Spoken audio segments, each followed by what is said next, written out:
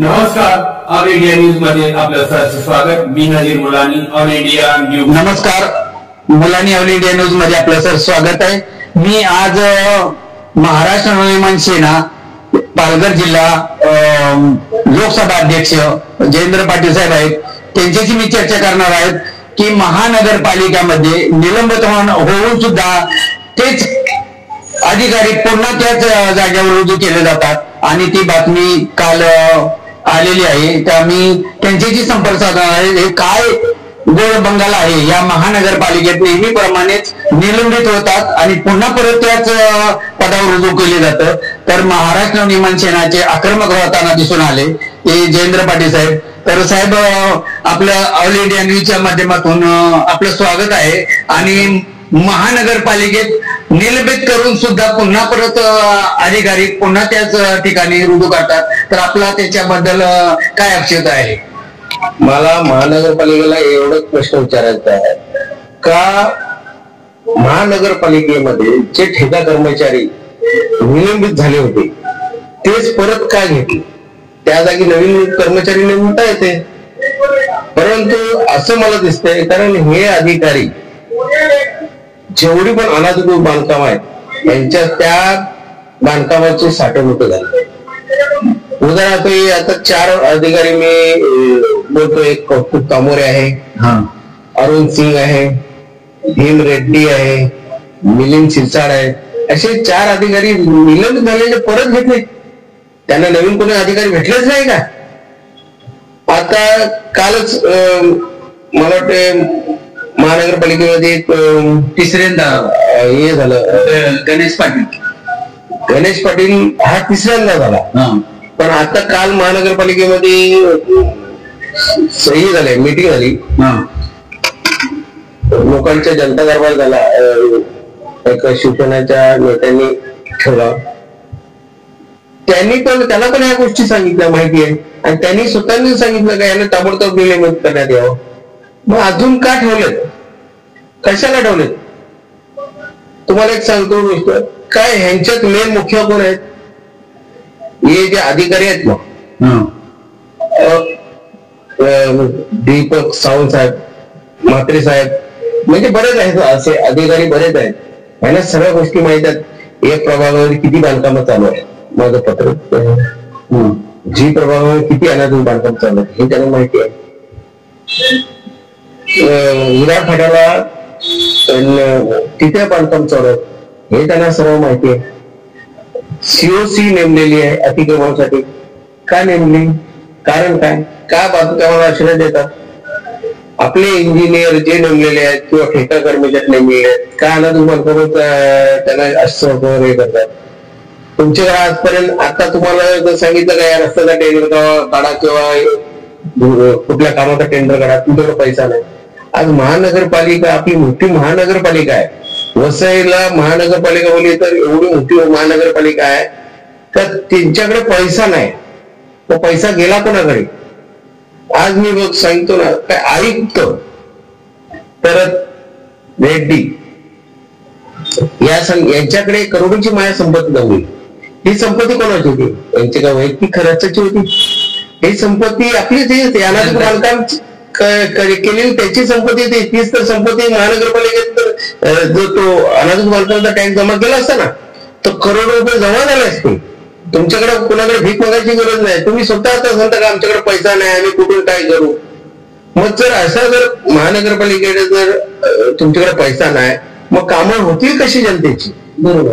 आता महानगरपालिका इलेक्शन येणार आहे त्या 4 दिवसात, 4 महिन्यात. तर इलेक्शन येणार तर तुम्हाला फंड नाही, नगरसेवक निवडून येतील, अनाधिकृत बांधकामं चालू आहेत, करोडीची अनाधिकृत बांधकामं चालू आहेत. तर नगरसेवक माझ्या भागातून एवढा फंड जातो, एवढा फंड जातो. आज 4-5 वर्ष झाली महानगरपालिका प्रशासनाच्या अंडरमध्ये आहे. मग हा पैसा नगरसेवक नसताना तुमच्याकडे जर तुम्ही जर कारवाईच केली नाही, तुम्ही कामच केली नाही, मग पैसा गेला कोणाकडे?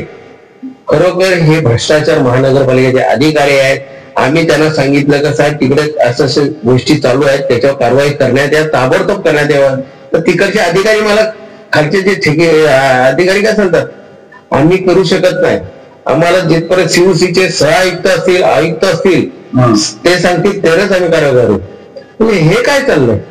म्हणजे त्यांना पण अधिकार नाही. म्हणजे पूर्ण भ्रष्टाचार म्हणजे भ्रष्टाचारच आहे. अशा जर भ्रष्टाचार जर चालू असेल तर नक्कीच महाराष्ट्र नवनिर्माण सेनेला आम्हाला आंदोलन घ्यावं लागेल. आणि हे अधिकारी भ्रष्ट, हे जे 4 भरलेत, हे का भरलेत, कशासाठी भरलेत? ह्यांना यांचे या अधिकाऱ्यांची काहीतरी साठवणुटे झाले असतील, म्हणून यांच्याकडे हे अधिकारी घेतले ना. मग दुसरे अधिकारी का नाही घेऊ शकत? यांनी पहिला याचा खुलासा करावा अधिकाऱ्यांनी, हे 4 का घेतले, कारण काय? माझा यांच्यावर स्पष्ट आरोप आहे का यांचे या लोकांशी साठवणुटे झालेले आहे. कारण हे बिल्डर लोकांशी संबंध केलेले आहे, त्यांच्याकडून लाखो रुपयाची संपत्ती आहे, म्हणून हे भ्रष्टाचारी म्हणून निलंबित झाले ना. ह्यांना काय घेतलंय? कारण यांचे संबंध चांगले बिल्डर लोकांचे आहेत, म्हणून या महानगरपालिका माझा भ्रष्ट महानगरपालिका, वसईची भ्रष्ट महानगरपालिका आहे, मी तुम्हाला सांगेन. आज ते 4 लोकांचे नावं उपस्थित केली आपण. त्यानंतर काल एक गोष्ट झाली, गणेश पाटील तिसऱ्यांदा निलंबित होत आहेत. तर त्याच्याबद्दल महानगरपालिका काय एवढं मोठं ठोस हे घेत नाही, त्यांच्यावर कारवाई करत नाहीत, पुन्हा तेच त्यालाच रुजू केलं जातं. त्याच्यावर पाठीमाग महाराष्ट्र नवनिर्माण सेना कुठल्या प्रकारे आता बघणार आहे? मी तुम्हाला सांगतो ना, महानगरपालिकेचे जिथपर्यंत नगरसेवक नाही तिथपर्यंत भ्रष्ट अधिकारी झालेले आहेत.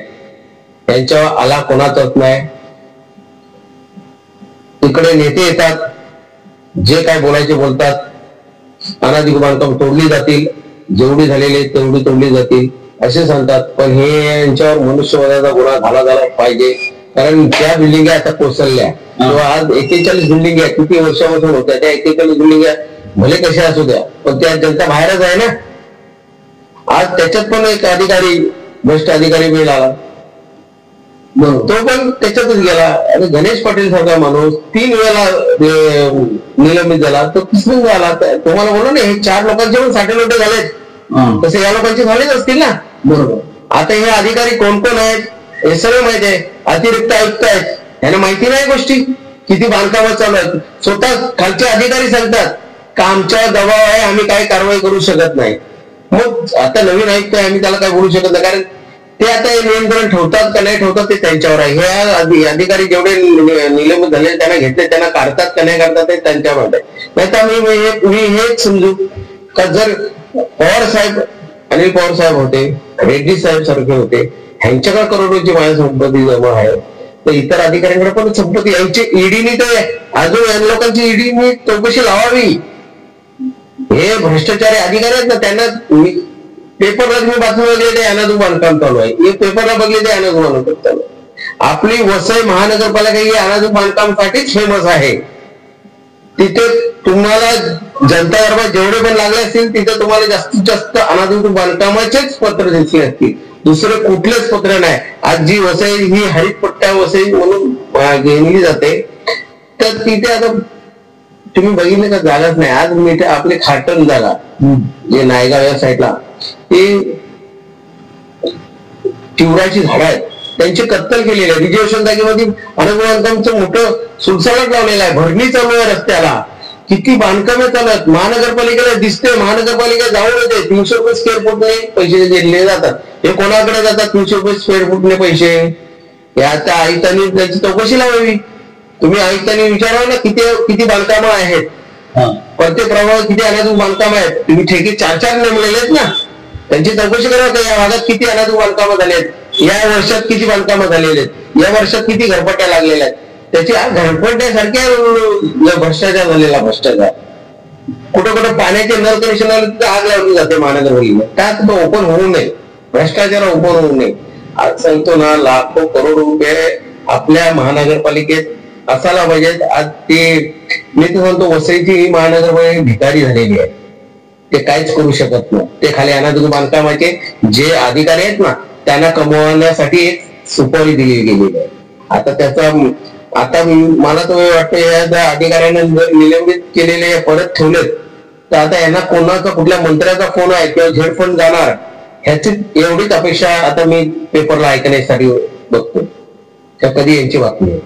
आता सध्या सगळे मंत्री इकडे येतात, दरबार घेतात, या दरबारच्या माध्यमातून प्रश्न उपस्थित करतात लोक, पण त्याच्यावरती ठोस उपाय होत नाही आणि कारवाई बी होत नाही. याच्यावर त्या मंत्र्यांशी आपण काय बोलणार आहात त्या मंत्र्यांसाठी?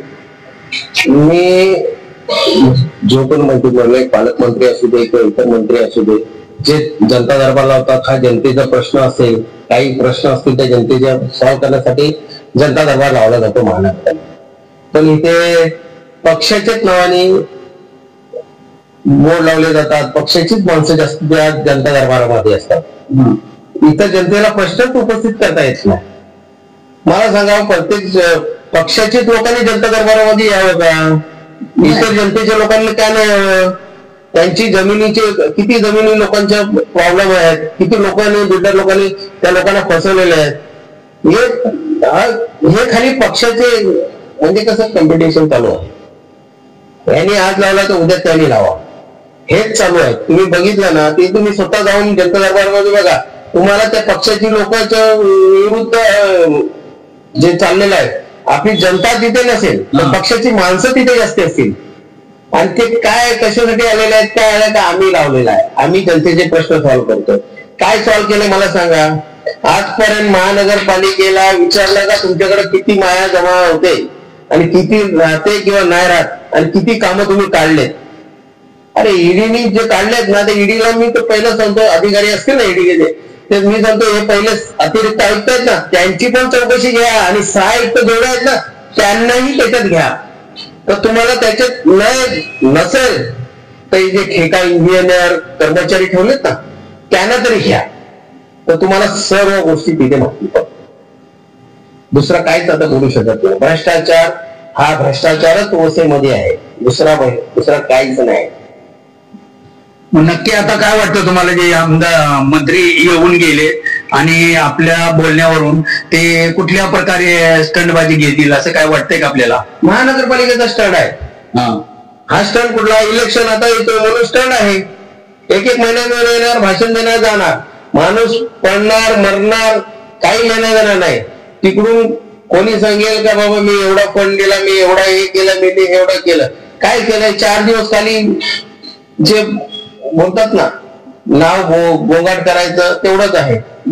जनता दरबार म्हणून नाव ठेवलेलं आहे, तो खरोखरची नाव योग्य वाटतंय का आपल्याला? जनता दरबार हा जनता दरबार पहिला जनता दरबार होती का?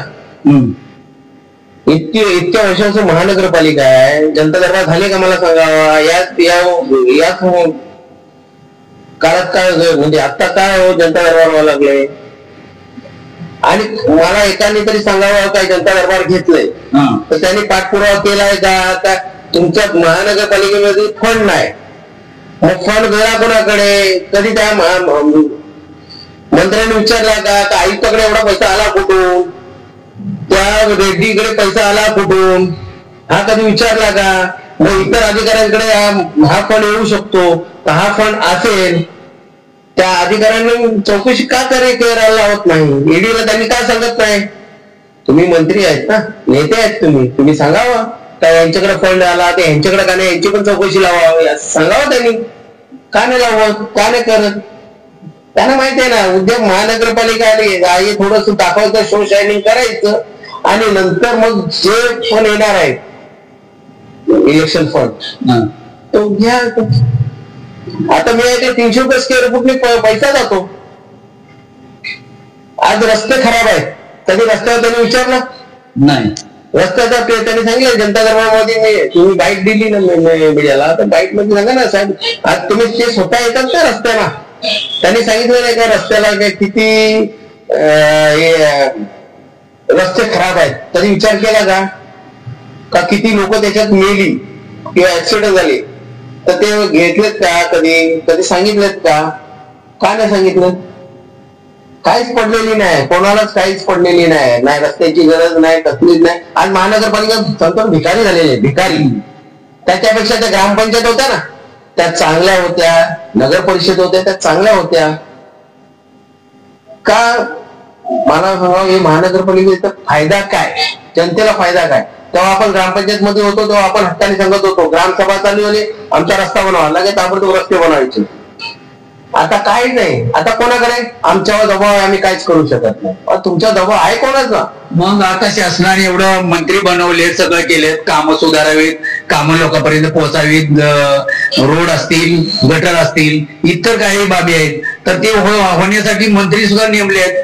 तर त्याच्याबद्दल आपण काय बोलणार? एवढं मंत्रीपद देऊन सुद्धा अशी कामं होत नसतील तर ह्याच्यावरती काय असणार आहे? आता काय बोलायचं आता त्यांना, मला हे सांगून सांगून आता जनता पण त्रस्त झालेली आहे. अपंग लोक आहेत, ज्या महानगरपालिका नवीन बनवलेल्या आहेत त्या महानगरपालिकेला अपंग लोकांसाठी लिफ्ट नाही. तुम्ही बघितलं कधी? नाही.